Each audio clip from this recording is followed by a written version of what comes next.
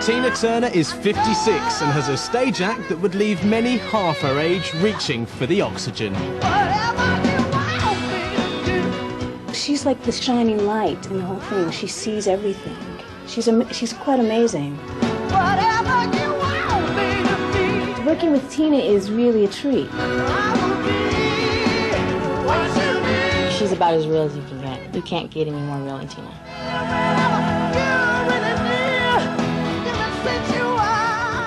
Over the last 4 decades, Tina Turner's notched up a stack of hits and it looks set to carry on. New album's out this week and she's just about to set off on another world tour. She's rehearsing it here in Sun City in South Africa and we thought we'd come along and find out how she's getting on. Tough life, isn't it?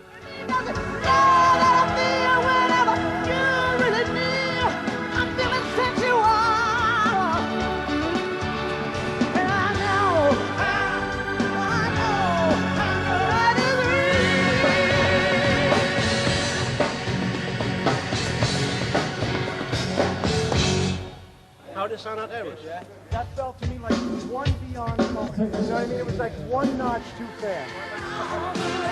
I'll come up from the back here. All right. So I'll run from the back. Dramatic. Oh, how have your rehearsals been going? Very good. Just as I wanted, actually. The choreography and everything is fresh, brand new, different, and I'm really enjoying it. It's fantastic. I've got a set of twins that I work with in America. They're back with me this time. And then I got another one of Janet Jackson's dancers. There is nothing there that I should not be excited for. I don't know how they can dance with these tight trousers on. What brings you to South Africa? I was here actually about 16 years ago for the first time. Ms. Turner, how long was your tour of South Africa? 5 weeks. And what sort of music are you into at the moment? Well, basically, I call it R&B rock and roll. A lot of my peers have been working here, so I thought, well, why don't we just start the tour from here and just to see what it's like for us. Now it's the whole new young generation that's into American music, so I thought maybe it's a good idea. I have a young group of people that are fans, like you. I'm younger. Then I have my age group, and maybe even older. My 8-year-old daughter and my 56-year-old mother are equally crazy about Tina Turner, so I think you're going to get a spread of people because she's got that, you know, she's had a long life. All right, position, please.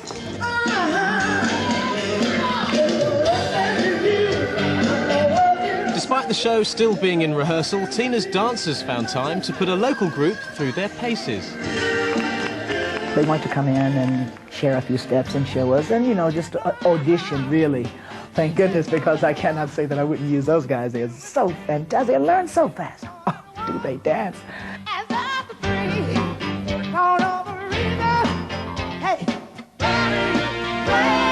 really admire her, especially the way she went through her marriage. For me, that's a very big inspiration. The way she was able to stand up strong against all those hard forces. I really admire her in that respect. You know, all I've done was live my life, and a good cause has come from it. I didn't set out a goal to say, I'm going to be an inspiration for young people. Maybe I should have, but then maybe if I had, then I would not be an inspiration. Tina is a hero for people here. You know, she comes from a poor background, she comes from an abused relationship, and that is about the story with most women in South Africa, a majority of the women. I'm happy that such a life became attractive to be an inspiration for battered women, younger people, etc. I'm really thrilled about that.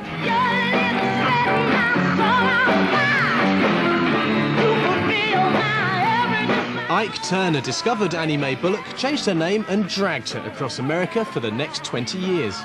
Turner. Ike Turner. Listen, Mr. Bullock, Annie Mae sang at the club last night. She knocked everybody out. Now, if you came back as Annie Mae Bullock, what would you change? I wouldn't work in the cotton fields. Other than that, I realized that my life gave me a growth and a strength. That's what the looking back has changed and make it easier to think about it. And I'm saying no last night. Come on. Come on. I don't want to actually deny any of that because I realized that it was a lesson. Come on! Come on! Get up! Go! I I lived double life for about 16 years. I was a mother and entertainer, but not the mother that I really felt that I needed to be at home, because it was difficult to travel and work as much as I was working and do as much for my sons as I needed to. So I was torn somehow, and also being unhappy in an unhappy relationship. In 1976, after years of abuse, Tina walked out on her marriage with Ike. She kept 36 cents, a petrol card and her name. She was determined to make it alone. We always covered pop songs or rock and roll songs. So we recorded one style of song, and on stage we did another. And the covers is what was stimulating and what I performed to and what I preferred. And so when Ike and I separated, I just went for what I did best and the type of songs that we were using for performances, which was basically rock and roll. Ladies and gentlemen, welcome to San Francisco and welcome to the Fairmont Hotel.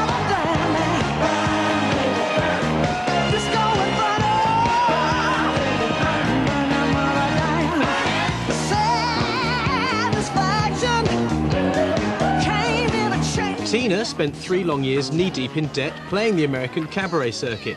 In 1979, she found a new manager and started to get noticed. You've been on your own now for 3 years. Has it been very difficult to establish yourself as a solo artist? Have you almost had to start again in a way? Exactly, starting again.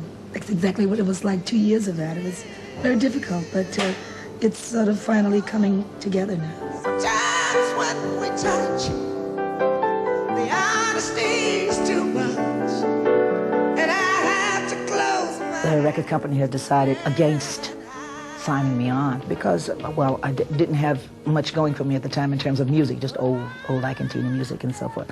So then, when they were just signing on David Bowie, David said to them, "I'm going to see my favorite singer, Tina Turner." Well, aside from David taking them in, the place was packed.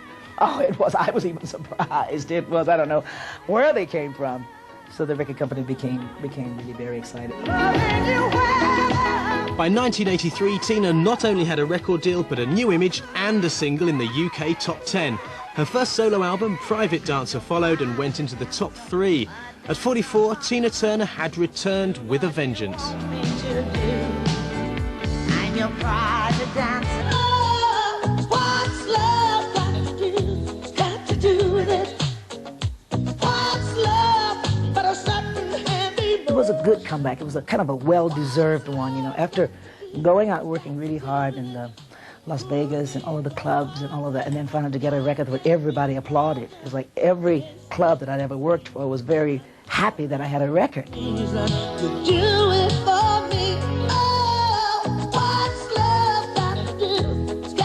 But not everyone supported the changes which brought Tina commercial success. A lot of fans didn't like it, but I simply said to them, well, you liked it from the past, but it never sold, you didn't buy it, so why are you complaining about it now?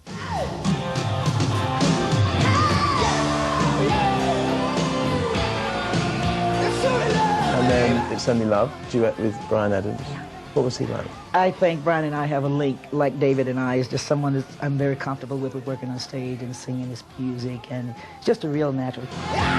I've had a lot of people ask me about doing duets since then, and it's been a no-go because once you've sung with the Queen, who else do you sing with?